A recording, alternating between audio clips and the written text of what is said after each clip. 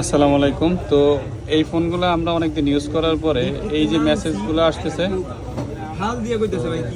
এই যে মেসেজগুলা, এই মেসেজগুলো হইলো আপনাদের অনেক দিন ধরে এই সেটটা যখন ইউজ করি তখন স্টোরেজ আইসি থেকে এই প্রবলেমটা দেয়।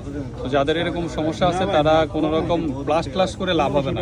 এটা একদম ডাইরেক্ট ইএমএমসিটা রিপেয়ার অথবা ইএমএমসিটা চেঞ্জ, এই দুইটার একটা করলেই এটা ফিক্স হয়ে যাবে, আবার আপনি চালাতে পারবেন। এটা মডেল হলো MI Note 5 Pro।